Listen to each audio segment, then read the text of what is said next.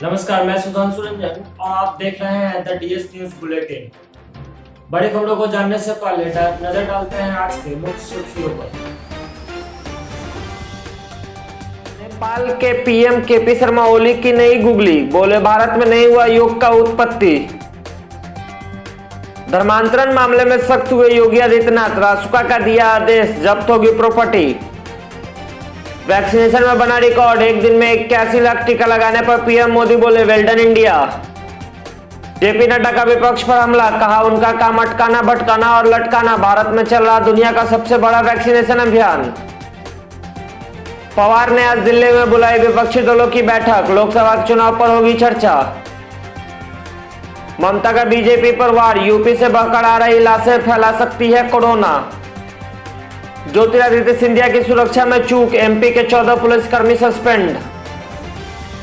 झारखंड में 10 करोड़ की ठगी करने वाले हेमंत को ईडी ने बंगाल से किया गिरफ्तार। यशवंत सिन्हा बोले कांग्रेस संजीदगी दिखा विपक्षी एकता के साथ आए, हम मिलकर चुन लेंगे नेता।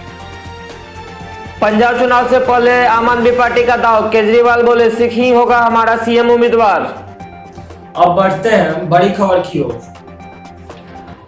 आज बड़ी खबर में हम बात करने जा रहे हैं देश में घट रहे राजनीतिक घटनाओं को लेकर। लगातार आप सुन रहे होंगे कि शरद पवार से प्रशांत किशोर का मुलाकात लगातार 2-3 बार से पिछले 2-3 हफ्तों में हो चुका है, जिसको लेकर एक तरह से विपक्षी के गोल बंद होने की खबरें सामने आ रही है, जिसके बाद से 2024 में होने वाले लोकसभा चुनाव को लेकर एक बड़ा चेहरा, एक बड़ा फेस शरद पवार भी नरेंद्र मोदी के अपोजिट में दिखाई दे रहे हैं।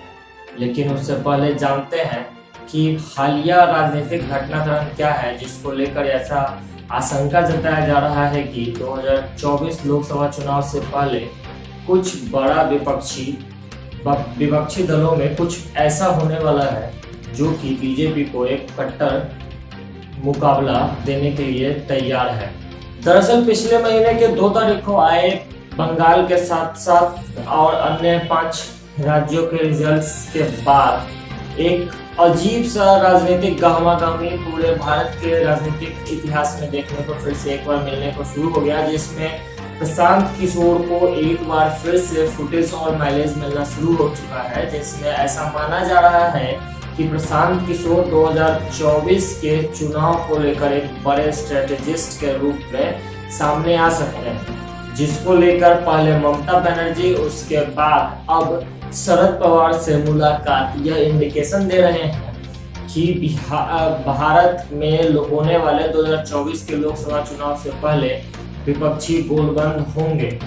क्योंकि अभी आप लगातार विपक्ष के नेताओं के बयान सुने तो शरद पवार तो मुख्य चेहरा के तौर पे हैं ही, उसके अलावा यशवंत सिन्हा ने भी आज एक बयान दिया जिसमें यह कहा है कि कांग्रेस अपने साथ छोटे मोटे पार्टियों को लेकर गोलबंद हो, जिसके बाद हम मिलकर एक नेता प्रतिपक्ष को चुनेंगे, जिसको हम 2024 के लोकसभा चुनाव में प्रधानमंत्री का चेहरा प्रोजेक्ट करेंगे।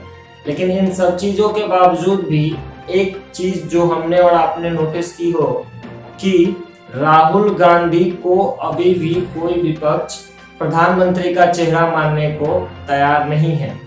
अभी भी एक गुट है जो शरद पवार को चेहरा मान रहा है, दूसरा गुट ममता बनर्जी को, तीसरा यशवंत सिन्हा और चौथा गुट है जो कि अभी भी कांग्रेस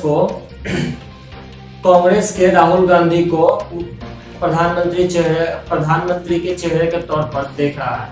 लेकिन इसके बावजूद भी अगर हम प्रशांत किशोर की बात माने तो वो न भाजपा के तरफ न कांग्रेस के तरफ, वो अब सोच रहे हैं कि भारत को तीसरा मोर्चा के तरफ एक बार फिर से लाया जाए और भारत में जितने भी विपक्षी दल हैं उनको एक साथ लामबंद कर तीसरा मोर्चा का निर्माण किया जाए।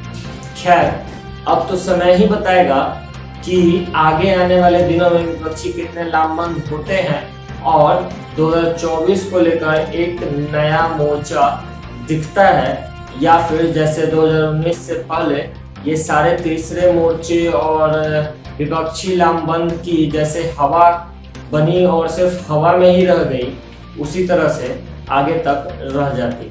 ऐसे बने रहने के लिए अगर आप यह वीडियो YouTube पर देख रहे हैं तो पेज को लाइक, शेयर और सब्सक्राइब करना ना भूलें। और अगर आप Facebook पे देख रहे हैं तो Facebook पेज को लाइक और फॉलो करें और हमारे आने वाले आगे के सारे वीडियो के साथ बने रहें। धन्यवाद। ऐसे ही न्यूज़ को देखने के लिए प्लीज़ सब्सक्राइब करें डीएस न्यूज़ को और बेल आइकन दबाना न भूलें।